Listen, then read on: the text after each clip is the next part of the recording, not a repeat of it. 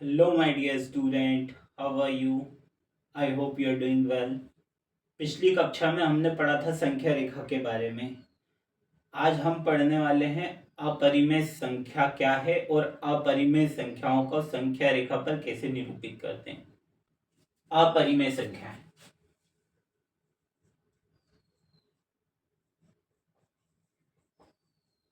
अपरिमेय संख्या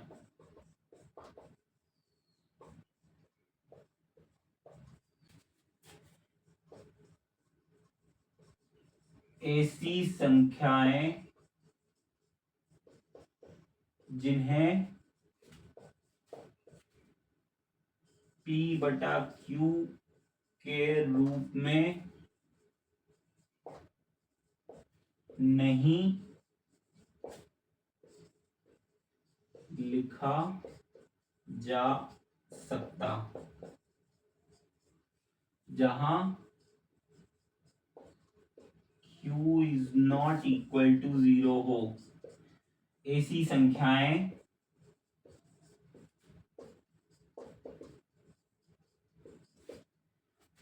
अपरिमेय संख्याएं कहलाती है।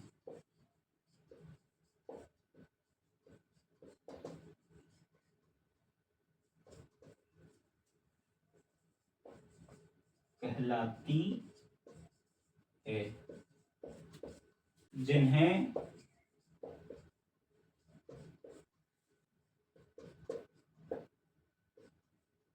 अंग्रेजी में रैशनल नंबर कहा जाता है। रैशनल नंबर कहा जाता है। इसे क्या कहा जाता है इंग्लिश में? Rational number. इसे एस से प्रदर्शित करते हैं।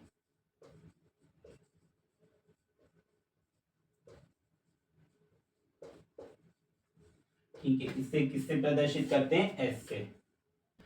तो अपरिमेय संख्याएं ऐसी संख्याएं होती है जिन्हें P बटे Q के रूप में नहीं लिख सकते, है ना, जहां पर Q is not equal to 0 हो। तो ऐसी संख्याओं को क्या कहते हैं? अपरिमेय संख्याएं, और इन्हें एस से प्रदर्शित करते हैं। अब समझ लेते हैं कि संख्या रेखा पर अपरिमेय संख्याओं का निरूपण कैसे करते हैं। तो हम बना लेते हैं संख्या रेखा। ये है हमारी संख्या रेखा, जिसे हम ए बी नाम दे देते हैं, और उसका मूल बिंदु है O, जो 0 पर स्थित है। ये हमारा 0। इधर जो भी संख्याएं आएगी मूल बिंदु के, वो सब होगी ऋणात्मक, -1, -2, -3 इत्यादि। इधर की सभी होंगी 1, 2, 3 एक्सेट्रा। ये हमारा मूल बिंदु O, जो 0 पर स्थित है। अब हमें क्या करना है? हमें सबसे पहले सवाल है हमारा, देखते हैं अपरिमेय संख्याओं को संख्या रेखा पर कैसे निरूपित करते हैं। तो सबसे पहले हम √2 को निरूपित करेंगे, फिर √3 को करेंगे, और फिर 5 को करेंगे, और यहीं पे ये प्रश्नावली समाप्त हो जाएगी। तो पहला है हमारा √2। तो √2 को कैसे निरूपित करेंगे? हमें पता है ये जो दूरी है 0 से लेके ये तक, ये दूरी है कितनी? 1 सेंटीमीटर। तो ये है 1 सेंटीमीटर। तो हमने इस बिंदु को नाम ले लिया P। तो ये होगा हमारा OP। ठीक है, यह है हमारा 1 सेंटीमीटर। अब इस बिंदु से एक रेखा खींचते हैं 90 डिग्री पर। ये अब 1 सेंटीमीटर का चाप इस बिंदु से P से लगा देते हैं। तो ये लगा दिया हमने चाप। तो ये बिंदु, ये जो दूरी आई वो हमारी कितनी आई? 1 सेंटीमीटर।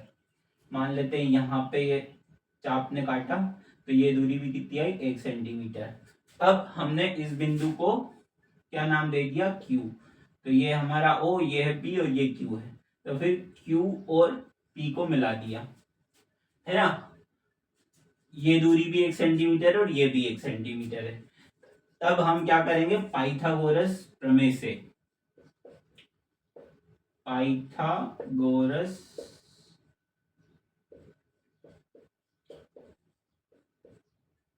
प्रमेय से।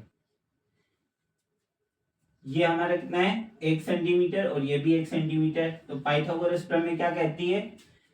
पाइथागोरस प्रमेय कर्ण का स्क्वायर बराबर लंब का स्क्वायर धन आधार का स्क्वायर। कर्ण का वर्ग बराबर लंब का वर्ग धन आधार का वर्ग। तो कर्ण क्या है हमारा? OQ क्या है? कर्ण। OQ कर्ण है, OQ कर्ण है। तो OQ का स्क्वायर बराबर लंब क्या है हमारा? PQ, PQ का स्क्वायर धन OP का स्क्वायर। तो ये दूरी क्या है 1 सेंटीमीटर और ये भी क्या है 1 सेंटीमीटर। तो 1 का वर्ग धन 1 का वर्ग। हम जानते हैं 1 का वर्ग क्या होता है 1। तो ये दूरी क्या आ जाएगी 1 प्लस 1 जो कि कितना हो जाएगा 2। तो हम डायरेक्ट इसको लिख देते हैं 2। तो यहाँ पे ये इधर स्क्वायर हटेगा, OQ पर स्क्वायर हटेगा तो इधर क्या लग जाएगी करनी, है ना, पक्षांतर हो गया। जब इधर स्क्वायर आता है तो जब ये बराबर के इधर आता है तो उस पर क्या लग जाती है करनी। तो OQ बराबर क्या हुआ √2। तो ये जो दूरी है हमारी कितनी आ गई √2, है ना। तो OQ की दूरी कितनी आ गई √2। तो √2 से हम अगेन प्रकार की सहायता से ऐसे चाप डालेंगे आगे, देखेंगे कि ये संख्या रेखा पर कहाँ लाइन क्रॉस करती है। तो माना हमने कि ये यहाँ पे क्रॉस कर रही है, तो ये जो बिंदु है हमारा ये यहाँ पे क्रॉस की, तो ये क्या हो गया, ये हमारे √2 का संख्या रेखा पर स्थान हो गया, है ना। संख्या रेखा पर √2 कहाँ एग्जिस्ट करता है? तो यहाँ एग्जिस्ट करता है ना। तो ये हो गया हमारा संख्या रेखा पर √2 का निर्धारण। अब कर लेते हैं हम √3 का निर्धारण। हमें पता है ये √2 का निर्धारण है ना। तो हमने क्या किया, हमने 90 डिग्री का अगेन Q से, बिंदु Q से 90 डिग्री की एक लाइन खींच दी। अब 1 सेंटीमीटर का चाप लेके यहां से काट दिया। ये है 1 सेंटीमीटर,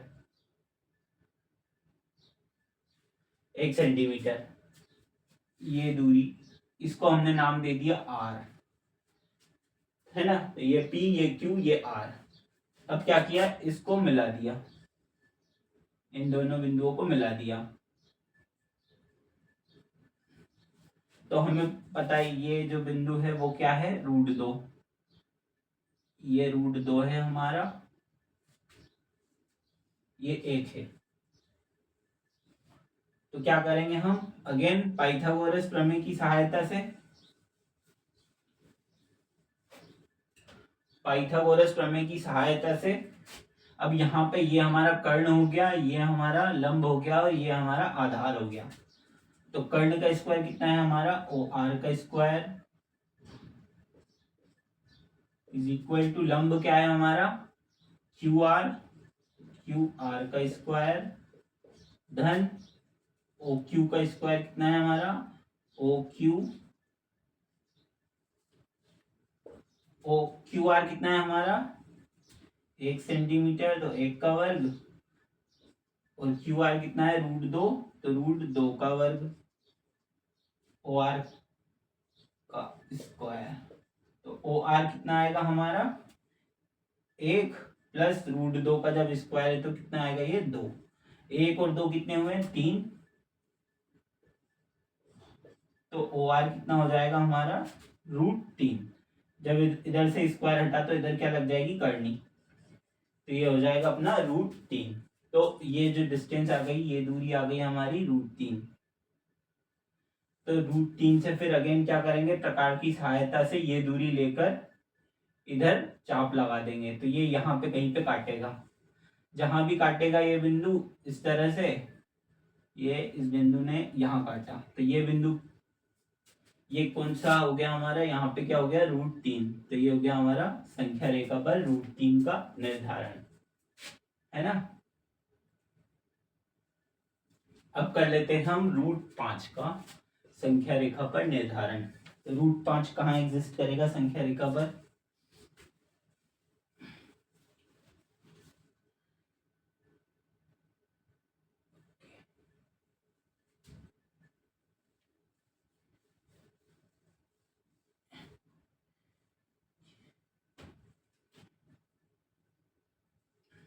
ये ए, ये बी, ये ओ, मूल बिंदु ओ, ये यहाँ पे दो बिंदु है। हमें पता है जो 5 है वो 4 से ज्यादा है, तो √4 का मान कितना होता है? 2।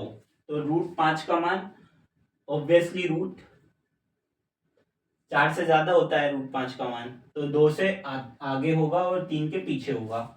तो हम क्या करते हैं, 2 सेंटीमीटर की एक लाइन खींच लेते हैं। ये लाइन खींच ली हमने, ये हो गई 2 सेंटीमीटर की। अब क्या किया हमने, इस बिंदु को नाम दे दिया, ये बिंदु है हमारा P, है ना। इससे क्या किया हमने, अगेन 90 डिग्री के कोण पे हमने एक लाइन खींच ली और उस पे एक चाप लगा दिया 1 सेंटीमीटर की दूरी पर। तो वो बिंदु जहां भी काटा उस बिंदु को हमने O से मिला दिया।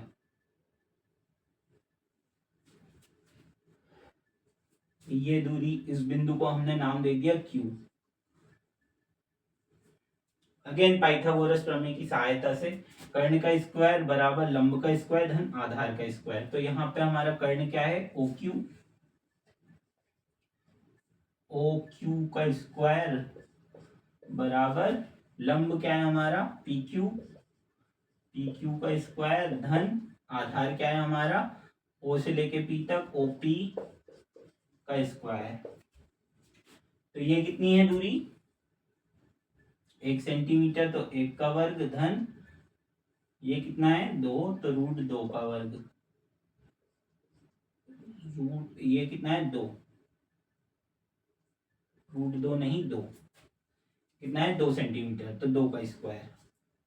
जब इसे सॉल्व करेंगे 1 का स्क्वायर आएगा 1, क्यू बराबर 1 का स्क्वायर 1 और 2 का स्क्वायर 4, तो 4 और 1 जुड़ के कितना हुआ 5। जब इधर का OQ का वर्ग हटेगा तो इधर क्या लग जाएगा, करनी। तो ये डिस्टेंस कितनी है 5, तो ये डिस्टेंस जो आ गई √5। तो अगेन हम क्या करेंगे, प्रकार की सहायता से ये दूरी ले लेंगे, ये दूरी लेके, और जहां भी ये दूरी काटेगी, मान लो ये यहाँ काट रही है ना, प्रकार की सहायता से हमने ले लिया, ये दूरी ले ली, इस दूरी पर संख्या रेखा पर लाइन ड्रॉ करेंगे तो ये यहाँ कहीं काटेगी, तो ये हो गया हमारा संख्या रेखा पर √5 का स्थान। तो इस तरह हम अपरिमेय संख्याओं को संख्या रेखा पर निरूपित कर सकते हैं। मैं आशा करता हूं कि आपको सब समझ में आ रहा होगा। अगर नहीं आ रहा है तो यू कैन आस्क मी।